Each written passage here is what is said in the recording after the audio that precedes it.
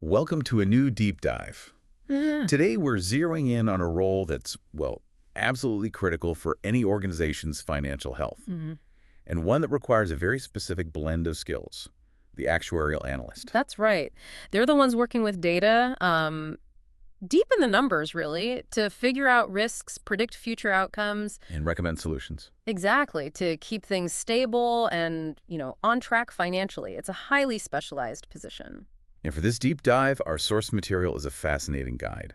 It's focused entirely on common interview questions for this exact role. Yeah, and think of these questions as it's like a window into what hiring managers truly value. Right. Our mission here isn't just how to answer question 5, it's to look past that surface level and extract the fundamental skills, the essential knowledge, and the core mindset that you need to embody. To not just get the job, but to be a successful actuarial analyst. Precisely. Exactly. So the force suggests key preparation steps. Things like understanding the different types of actuarial analysis out there. Brushing up on formulas. Right, reviewing formulas and getting intimately familiar with the kinds of data an analyst works with. Which honestly brings us immediately to the heart of the matter. Data. Handling data, and not just small data sets. We're talking big. Okay, let's unpack this. What stands out right away from these questions is the sheer scale of the information you're dealing with. Oh, yeah. One question basically probes your comfort level with large amounts of data.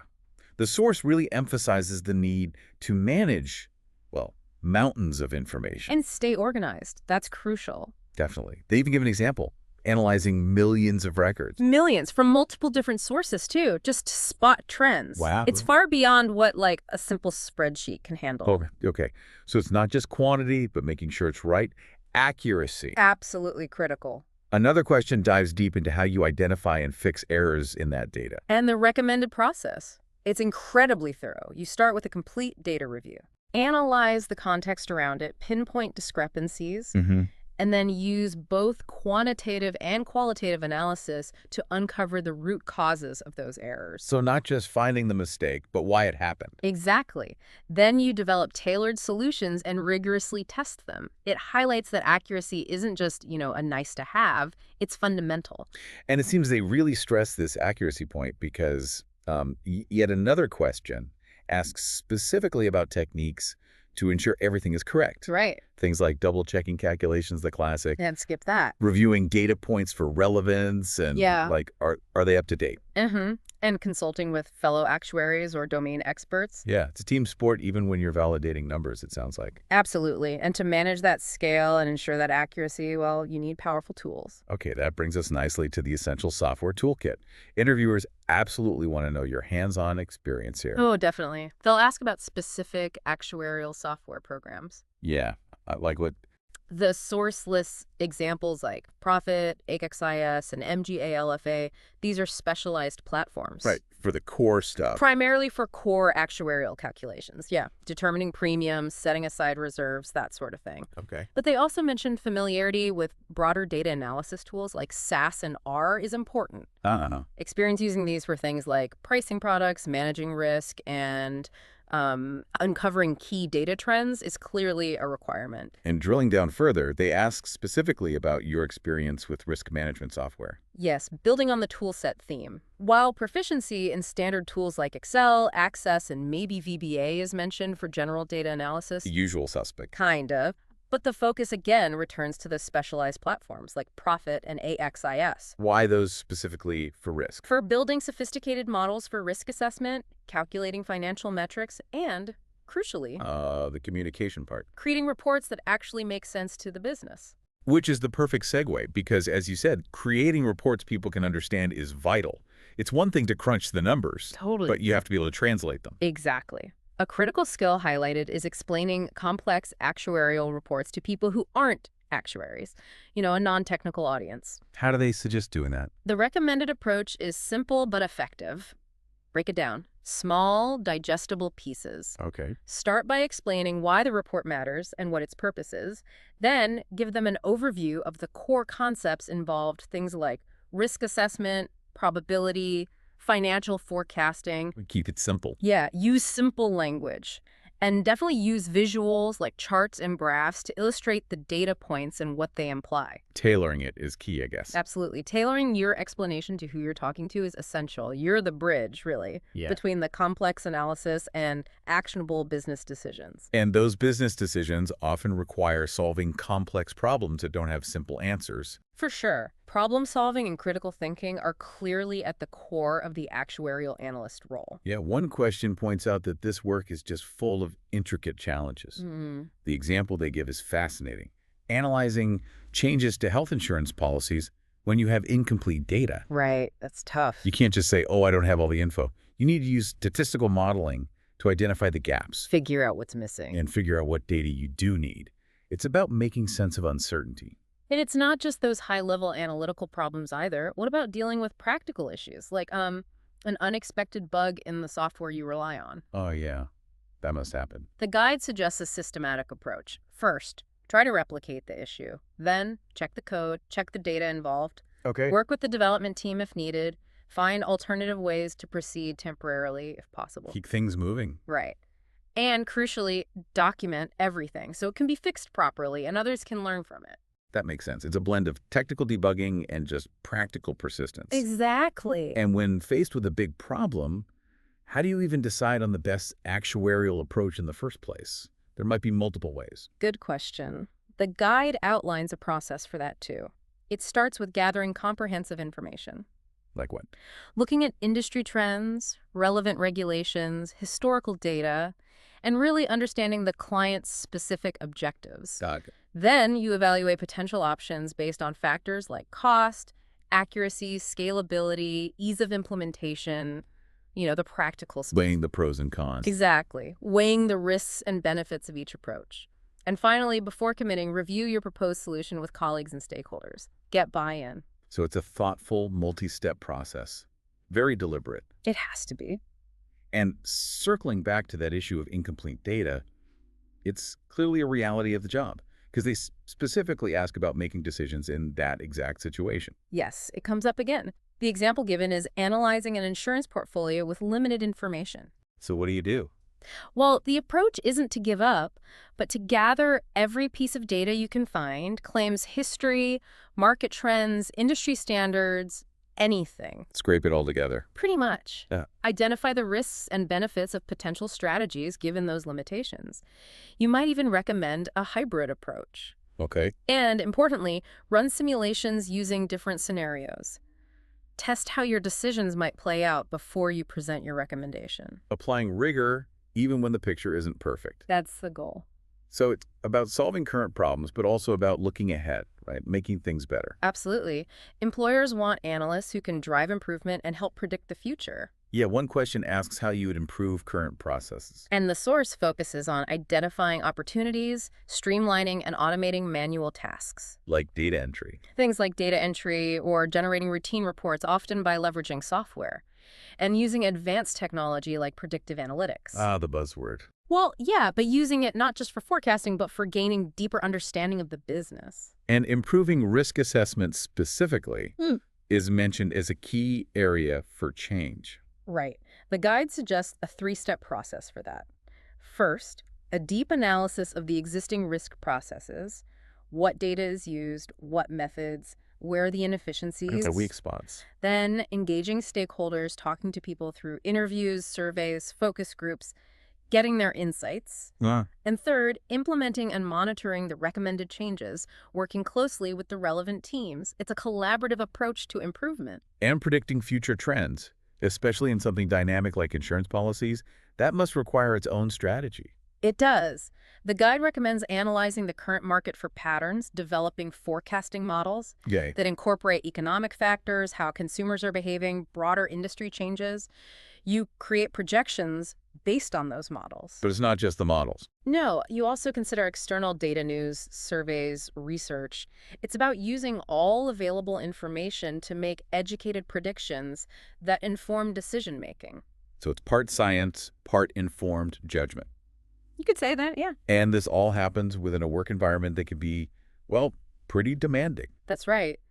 These questions reveal that navigating the work environment, dealing with pressure, collaborating, These are just as crucial as the technical skills. Actuarial analysts often work under pressure and tight deadlines, right? Seems to be the nature of the beast. So how do you thrive under that?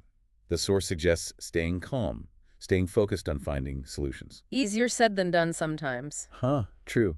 Taking initiative, asking questions, doing your own research, collaborating with others, staying organized, and prioritizing effectively. It's about managing yourself as much as the work, really. And that collaboration piece seems huge. Working with other actuaries is essential.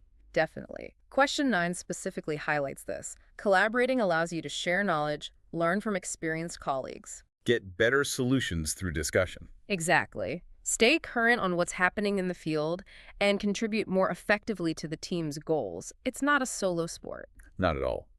And you're also frequently working with stakeholders from other departments and senior management. Yeah, that comes up too.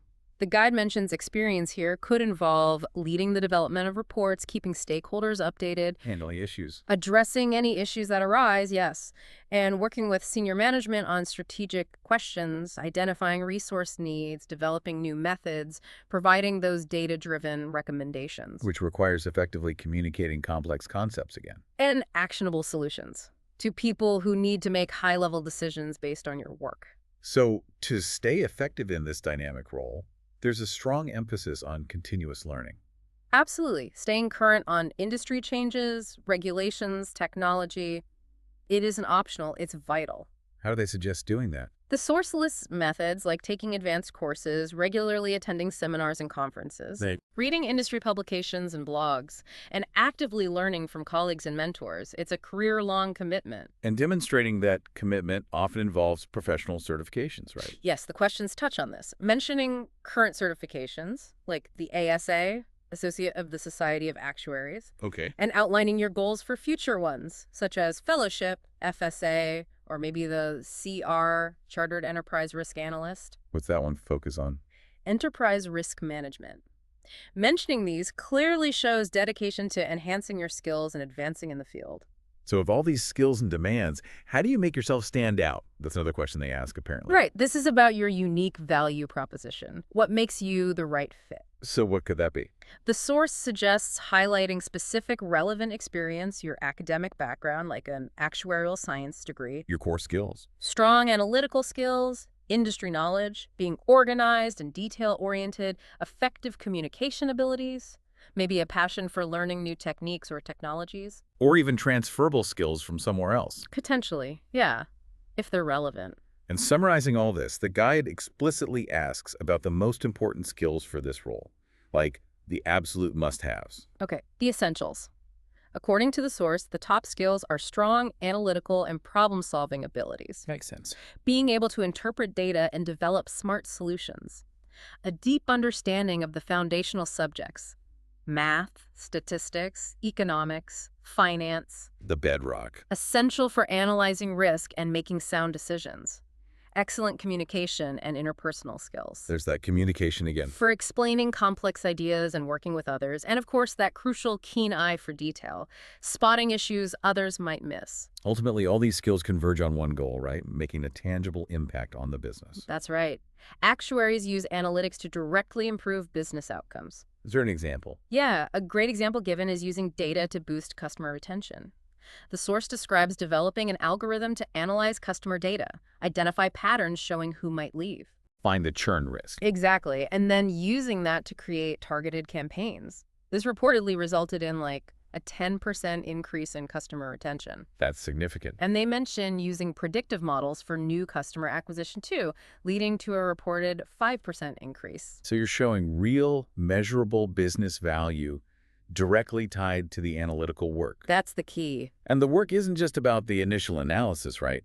It requires ongoing attention. Exactly. Regularly auditing existing policies is important. You have to make sure your initial predictions and models remain accurate over time. Things change. Constantly. The guide suggests a proactive approach, like reviewing policies at least quarterly, making adjustments for significant changes, and factoring in broader market and industry shifts to ensure the data you provide remains reliable. You can't just set it and forget it. No, definitely not.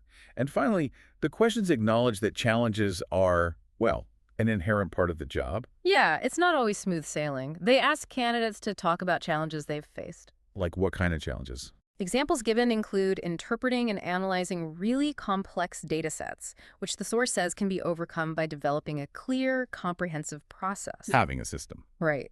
Another challenge is developing accurate projections from past performance, which can be addressed by creating models that combine historical data with current market conditions for more reliable predictions. So it's about recognizing the difficulties and having strategies to navigate them. Pretty much sums it up. Okay, so this deep dive into these interview questions truly pulls back the curtain on the actuarial analyst role. It really does. It's clearly a position that demands deep technical mastery. You need to be comfortable with massive data sets, proficient in specialized software, and skilled in rigorous analytical techniques. But this guide makes it just as clear that the role requires so much more. You need to be a fantastic communicator, Crucial. a creative problem solver, someone who can handle pressure, collaborate effectively with diverse teams. And be absolutely committed to lifelong learning. It never stops. Yeah. It's a powerful and essential blend of intense analytical rigor and practical business application. All focused on ensuring financial stability and enabling smart, data-driven decisions within an organization.